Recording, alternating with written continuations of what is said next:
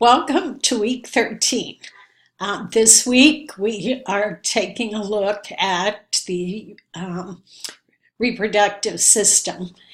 And you have your reading assignment, as always, which is to read the chapter along with your chapter outline and fill in the information from the chapter on your outline so that you have a study guide for the exam and for the final. You have your practice test this week on chapter 16, and there is quite a bit of lab material on the female and male reproductive systems. At the end of the week, you have your exams, exam 4 and lab exam 4, which start on Friday and end on Tuesday. So be sure to get that exam taken.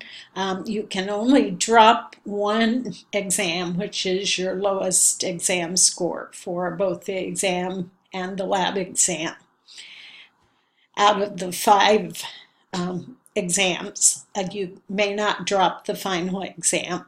So use this week. You don't have any written assignments to turn in, but you need to study the material for chapters 14, 15, and 16 to take your exam for.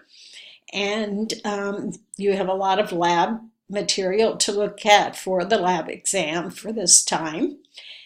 And also, if you have extra time, you can start working on studying for the final exam, which is in week 16. So if you have questions, please send me a message to my inbox. Don't forget that because you have an exam this week, your practice test is due on Friday. Okay, have a good week. Talk to you next week.